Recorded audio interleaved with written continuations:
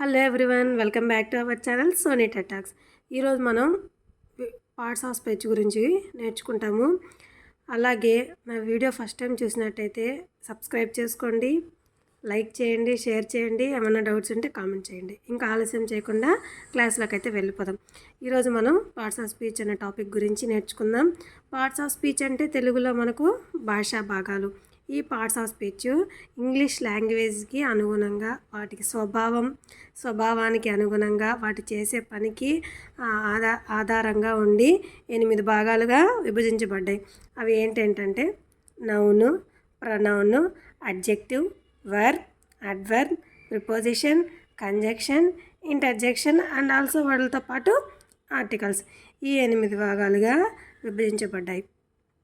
ఇప్పుడు నౌన్ని తెలుగులో ఏమంటాం అంటే నామవాచకం, ప్రొనౌన్ని సర్వనామం, అడ్జెక్టివ్ని విశేషణం, వర్బ్ని క్రియ, అడ్వర్బ్ క్రియా విశేషణం, ప్రిపోజిషన్ విభక్తి, కంజంక్షన్ సముచ్చయము అని అంటాం, ఇంటర్జెక్షన్ అంటే ఆశ్చర్యార్థకం.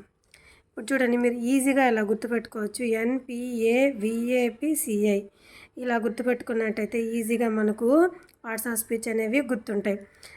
నౌన్, N అంటే నౌన్, P అంటే pronoun, adjective, verb, adverb, preposition, conjunction, interjection. ఇప్పుడు చూడండి, నౌన్లో ఏమొస్తుందంటే నౌన్ అంటే నామవాచకం. Person, place, things and animals అంటే పర్సన్స్ నేమ్స్ కానీ, ప్లేసెస్ నేమ్స్ కానీ, ఏవైనా ఒక వస్తువులు థింగ్స్ నేమ్స్ కానీ, యానిమల్స్ నేమ్స్ కానీ నౌన్ కిందకి వస్తాయి. ప్రొనౌన్ అంటే మనందరికీ తెలుసు, నౌన్కి బదులుగా వాడేదాన్ని ప్రొనౌన్ అంటారు. నామవాచకాన్ని బదులుగా వాడేదాన్ని సర్వనామం అని అంటారు. ఈ సర్వనామంలో I, we, you, they, he, she, it ఇలాంటివి మనకు ప్రొనౌన్ కిందకి వస్తాయి. ఇంకోటి అడ్జెక్టివ్ అంటే ఏం చెప్పాము, విశేషణం. ఈ అడ్జెక్టివ్లో ఈ విశేషణం అనేది నౌన్ యొక్క స్థితిని తెలియజేస్తుంది, నౌన్ యొక్క గుణాన్ని తెలియజేస్తుంది. నామవాచకం యొక్క గుణాన్ని తెలిపేదాన్నే విశేషణం. ఈ అడ్జెక్టివ్ కిందకి ఏమేమి వస్తాయంటే ఫర్ ఎగ్జాంపుల్ చూడండి, big, small, good, bad, tall etcetera ఇవన్నీ అడ్జెక్టివ్ కిందకి వస్తాయి. వర్బ్ అంటే చేసే పని, eat, play, come, dancing, playing ఇలా ఉంటాయి కదా. చేసే పనిని క్రియ అని అంటాం, వర్బ్ అని అంటాం.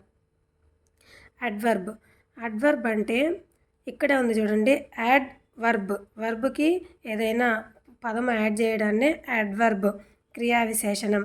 అంటే పనిని ఎలా చేస్తున్నావు, స్లోగా చేస్తున్నావా, స్లోలీ, వెరీ, డైలీ, యూజువల్లీ, స్లోగా చేస్తున్నావా, డైలీ చేస్తున్నావా, ఫాస్ట్గా చేస్తున్నావా, క్రియ ఎలా చేస్తున్నావు అని తెలిపేదాన్నే అడ్వర్బ్ అని అంటారు.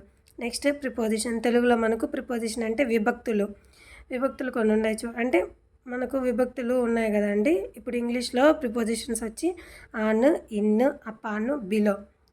కంజంక్షన్ అంటే 2 సెంటెన్సెస్ని, ఏవైనా 2 సెంటెన్సెస్ని కలపడానికి ఈ కంజంక్షన్స్ని యూస్ చేస్తారు. వీటిలో మనం ఎగ్జాంపుల్గా ఏం చెప్పచ్చు, బట్, సో, ఆర్, అండ్ ఇలాంటివి మనం కంజంక్షన్స్కి ఎగ్జాంపుల్స్గా మనం చెప్పుకోవచ్చు. ఇంటర్జెక్షన్ అంటే ఆశ్చర్యార్థకం, అంటే ఆశ్చర్యాన్ని వ్యక్తంపరిచే అక్షరాలని అంటే పదాలని ఇంటర్జెక్షన్ అని అంటారు. For example hurrah, alas, wow, oh god ఇలాంటివి ఎక్స్క్లమేటరీ మార్క్స్ ఉంటాయి కదా, ఈ ఎక్స్క్లమేటరీ మార్క్స్ ఉన్న పదాలని మనం ఇంటర్జెక్షన్ వర్డ్స్ అని అంటాం. చూడండి, పార్ట్స్ ఆఫ్ స్పీచ్ మనం సింపుల్గా ఎలా గుర్తుపెట్టుకోవాలో ఈ వీడియోలో అయితే చూసాం కదా. నెక్స్ట్ వీడియోలో noun, pronoun, adjective, verb, adverb, preposition, conjunction, interjection అలాగే ఆర్టికల్స్తో పాటు సపరేట్గా డీటెయిల్గా ఎక్స్ప్లెయిన్ చేస్తాను. నా వీడియో నచ్చినట్టయితే లైక్ చేయండి, షేర్ చేయండి, కామెంట్ చేయండి. Thank you all.